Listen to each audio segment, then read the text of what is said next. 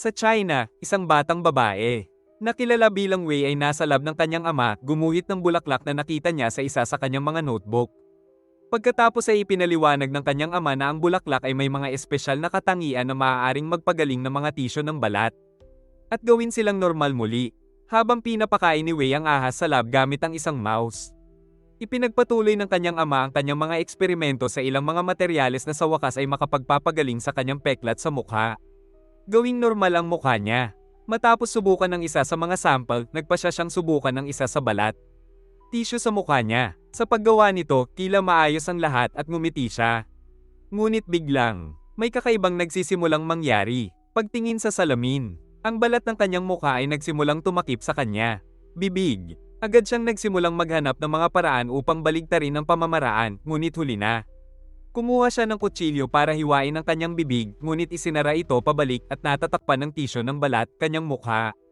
Nang makita ang kanyang ama sa ganoong kondisyon, sinubukan ni Wei na tulungan siya ngunit sa halip ay pinatay siya. Ngayong malaki na, ipinagpatuloy ni Wei ang trabaho ng kanyang ama upang makahanap ng solusyon sa kanilang problema sa balat ng mukha. Hawak ang notebook ng kanyang ama. Isa rin pala siyang magaling na estudyante na nakakuha ng scholarship para mag-aral sa isang universidad sa USA. Dumating ang isa sa kanyang mga tiyahin upang kunin siya at pagdating sa bagong tahanan, ipinaalam ng tiyahin na sumasailalim pa ang kanilang bahay. Pagsasaayos at ilang bahagi ay hindi pa ganap na nagagawa. Si Angie, ang anak ng kanyang tiyahin, lumabas kasama ang kanyang aso, si Vicky, na hindi tumitigil sa kahol kay Wei. Dinala si Wei sa kanyang silid, kung saan siya nagdarasal sa monumento ng kanyang ama na nangangako na ipagmamalaki niya ito. Sa kanyang pagpunta sa paaralan, napadpad siya sa isang lalaking walang tirahan na dumaranas ng matinding deformation ng mukha. Napansin niya na si Wei ay tila bago sa lugar at medyo naliligaw, kaya tinulungan niya ito sa mga direksyon. Sa kanyang paaralan, sa klase, ang guro ng agham ay kumukuha ng pagdalo. At kapag tinawag niya si Wei, mali ang pagbigkas niya sa pangalan niya. Sinusubukan niyang itama siya, kaya napatingin sa kanya ang ibang mga estudyante sa kakaibang paraan habang tumatawa sila. Pagkatapos ng klase, pumunta si Wei sa science lab para simulan ang kanyang pananaliksik kapag ang guro ng agham ay sumilip sa kanyang likuran. Nakikita kung gaano siya kaseryoso sa kung ano ang nasa notebook. Hiniling ng guro na makita ito at nalaman na ang aklat ay mula sa kanyang ama. Pagkatapos tumingin sa loob, napagtanto niyang nakasulat ito sa Chinese at sinabihan siyang maging lab assistant niya. Kung gagawin niya ang kanyang makakaya. Nang gabing iyon, si Angie, kasama ang kanyang dalawang kaibigan, maging si Alice, ay pumasok sa silid ni Wei at hinanap. Maraming kakaibang larawan. Kapag tiningnan nila ang kanyang wardrobe, natuklasan nila ang maraming mga tol na may ilan. May bahid ng dugo dito, kaya nagpasya silang umalis. Pagdating sa bahay, tinawag ni Wei ang mga babae. Nakakagulat sa kanila. Kapag umupo siya malapit sa kanila para kumain ng paborito niyang piranha noodles. Naiinis sila at nagpasya silang lahat na umalis. Samantala, ang guro ng agham ay nagsimulang magsaliksik. Ang trabaho ng ama ni Wei at nalaman niyang nakansela ang kanyang pananaliksik dahil sa kakulangan ng pondo. Sa paaralan kinabukasan, pinagmamasdan ni Wei ang kanyang pinsan at ang kanyang mga kaibigan mula sa malayo na ginagaya ang kanilang pagtawa. Gustong maging katulad nila dahil mukhang cool at masaya sila. Desperado na magkaroon din ng ilang mga kaibigan. Nilapitan niya sila at nag-alok na dalhin sila sa paborito niyang restaurant kung saan kumakain siya ng paborito niya.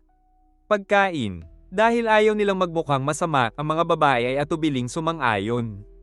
Sa restaurant, mukhang napakasaya ni Wei.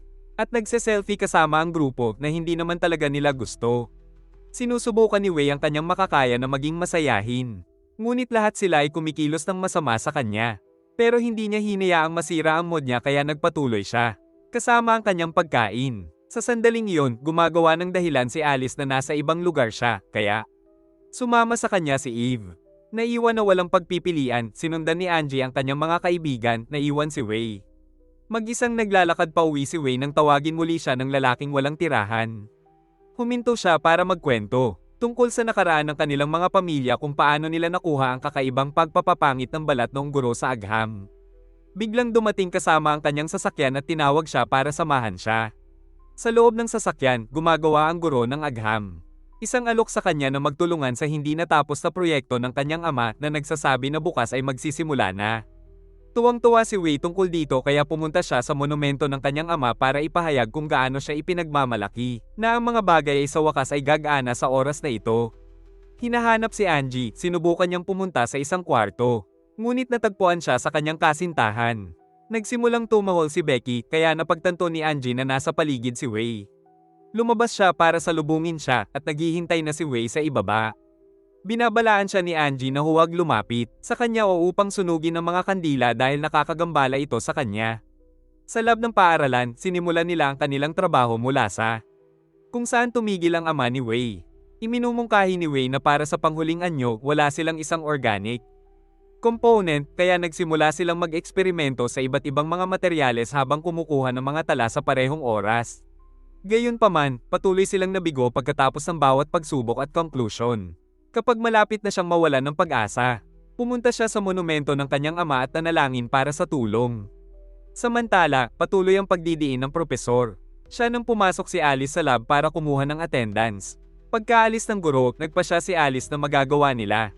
Sabay uwi. Sa kanilang paglalakbay, sinubukan ni Alice na maging magalang at sinabi kay Wei kung gaano siya kaganda. Sa totoo lang, ang pagbanggit na ang scarf ay nagpapamukha sa kanya na kakilakilabot at sinasabi sa kanya na habarin ito. Napangiti nito si Wei. At nang tumingin siya sa sahig, nakakita siya ng polyeto ng isang pambihirang bulaklak. Katulad ng nasa notebook ng papa niya. Nang maramdamang malapit na niyang maabot ang kanyang layunin, ngumiti pa siya. Higit pa, sa isang flashback, naalala niya noong siya ay maliit, nagpinta ng parehong bulaklak kasama ang kanyang ama. Nang gabing iyon, pumasok siya sa bukid kung saan hindi kumukuha ng sample ang bulaklak. Agad siyang pumunta sa lab kung saan nagsimula siyang maghalo ng maraming sangkap. Samantala ang professor ay kasama si Eve na gumagawa ng dirty nang marinig niyang nagtatrabaho si Wei sa lab. Nakatingin sa labas sa mga blinds. Lumalabas na pinuputol ni Wei ang isang piraso ng balat sa kanyang hita. Kapag nag-inject siya ng serum sa balat at idinikit pabalik sa kanyang hita, tila nagdidikit pabalik na parang walang unang pinsala. Nagpa siya ang propesor na makipagkita sa kanya at pagkatapos tingnan ang kanyang ipinapaliwanag. Nagpa-picture si Eve, nakita silang nasa kakaibang posisyon at ipinadala ito kay Angie. Lumapit si Eva sa kanila. Tila nagseselos at nag-alok na iuwi si Wei. Nasa sabik sa tagumpay ni Wei, ang propesor. Kinuha ang notebook ng ama ni Wei para sa kanyang sarili. Ang isang flashback ay nagpapakita na ang propesor ay nais ng isang prestihiyoso science award noong bata pa siya. Samantala, nang makauwi si Angie ay may nakita siyang note sa mesa ni Wei.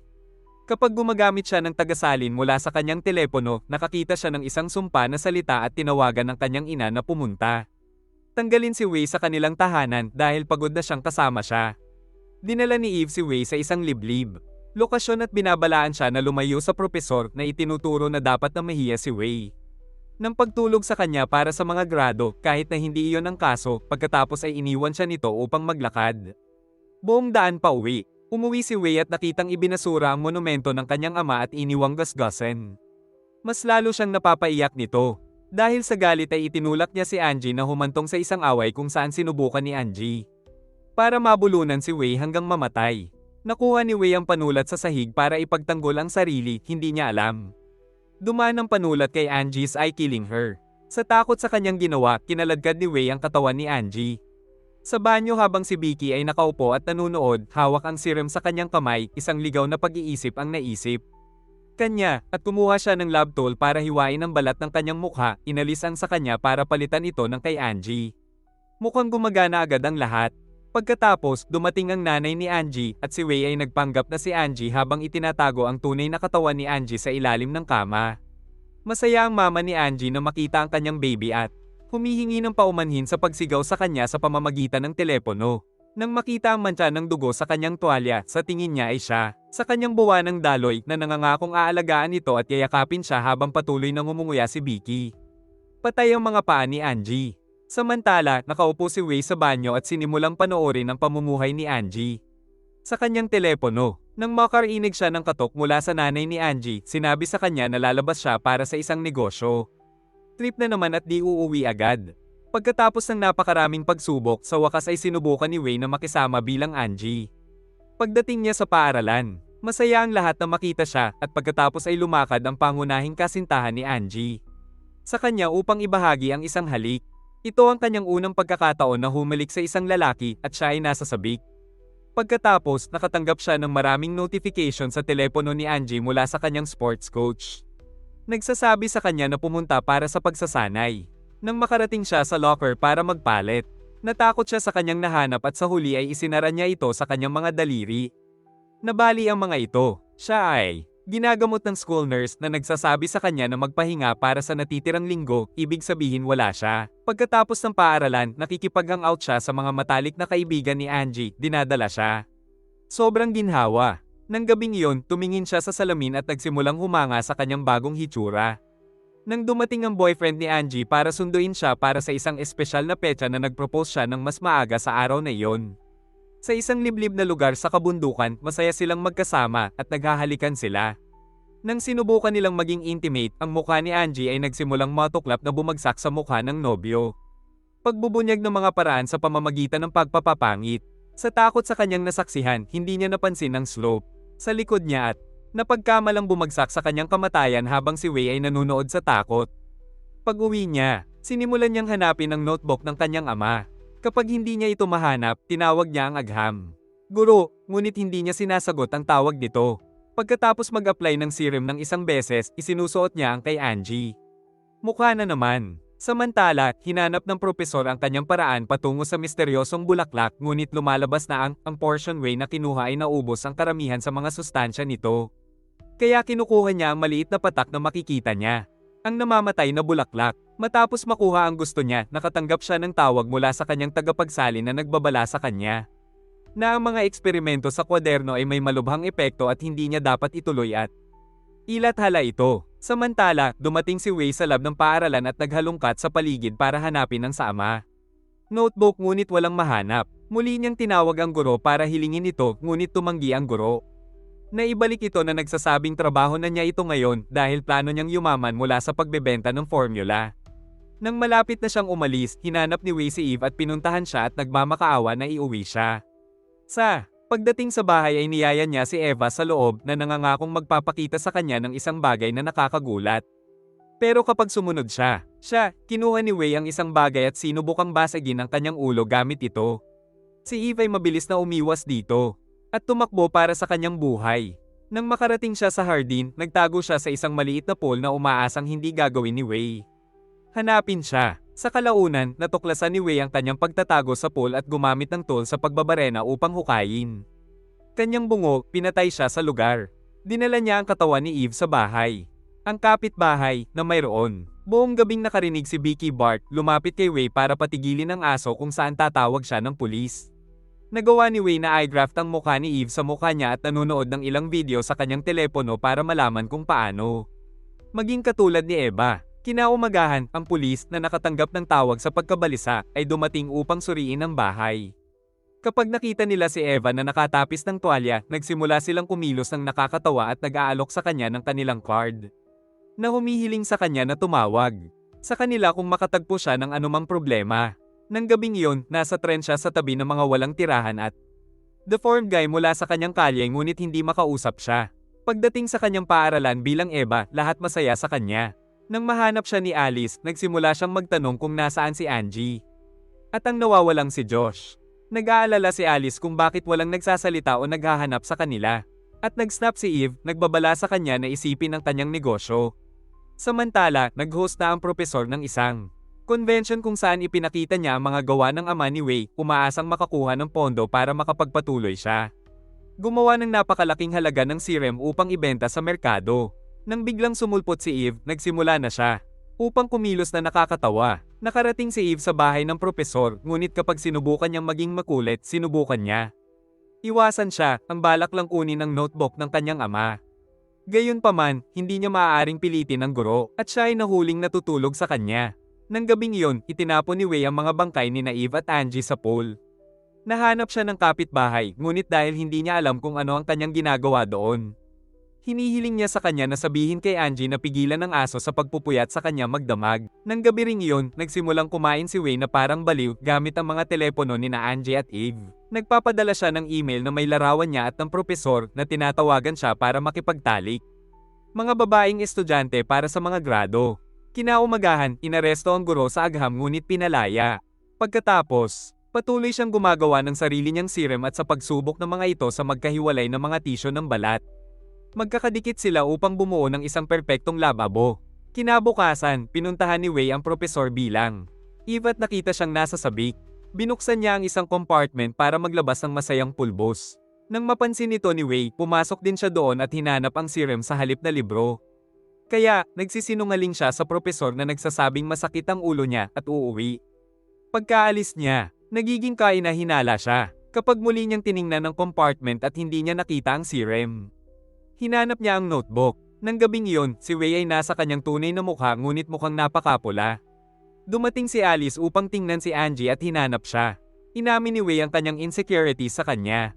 Nararamdaman para sa kanya at niyakap siya na nagsasabi sa kanya na maaari siyang magpalipas ng gabi sa kanyang lugar. Ngunit nang buksan niya ang refrigerator, nabigla siya sa nakikita niya. Nang sumigaw siya sa takot ay tinakpan ni Wei ang kanyang mukha at cellophane. Sinasakal siya habang umiiyak, sinasabi sa kanya kung gaano siya nalulungkot. Nang gabi ring iyon, dumating ang guro sa bahay upang hanapin ang kanyang swero. Nang makita niya si Wei, nakaupo sa kakaibang posisyon, tinanong niya kung ano ang ginawa niya, gustong malaman kung nasaan si Eve. Binabati ni Wei ang guro para sa wakas ay lumikha ng kanyang sariling serum at nagbiro siya tungkol sa kung paano ito.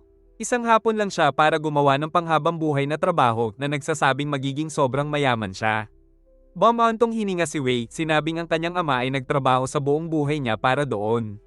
Sa kagustuhang maibalik ang kanyang serum, itinuro siya ni Wei sa isang liblib na silid. Kapag nahanap niya ang nakakatakot, sa pagtingin sa patay na trio, sinaksak niya ito sa leeg gamit ang isang hyringilya at siya ay nawalan ng malay. Nang magising siya, sumigaw siya sa sakit dahil naputol ang hubad niyang dibdib. Si Wei ay nagpatuloy sa paglalagay ng isa pang grafted na balat sa kanya na nagsimulang maghalo sa kanyang balat. Naghulog siya ng straw sa kanya-kanyang lalamunan upang panatilihin siyang huminga at buhay habang siya ay nagdurusa. Sakit habang natatakpan ng balat ang buong mukha niya. Samantala, ang kapitbahay ay patuloy na nakarinig ng mga hiyawan. At pagpasok niya sa bahay, nadatnan niya si Wei sa malagim na kilos. Nagmamadali siyang tumakbo para tumawag ng pulis. Nang marinig ang mga sirena ng pulis, nagsimulang tumakbo si Wei ngunit nahanap siya ng pulis at hinabol. Sa ilalim ng subway, nakita niya ang lalaking walang tirahan na may deform na nakaupo roon at nagmamakaawa para sa kanya. Tulong! Napagpasyahan niyang takpan siya ng kanyang Amerikana, hindi niya namalayang nabasag na pala ang bote ng serum. Tumakbo ang pulis lampas sa kanila, hindi napansin si Wei na sumisigaw sa sakit habang nagsisimulang magsanib ang kanilang mga katawan. Magkasama, ang nanay ni Angie ay nalulungkot sa lahat ng bagay at nang makakita siya ng random na babae sa kalye. Tawag niya sa kanya, hindi namamalayan ng totoong daan ay nakaupo sa tabi niya, natatakpan ng kumot isang deformed na mukha at katawan, parang halimaw. Habang sumisigaw ang nanay ni Angie at tumatakbo palayo, si Wei ay nakaupo mag-isa sa kanyang napakapangit na mukha habang ang matandang kapitbahay ay inaalagaan ng mabuti si Vicky.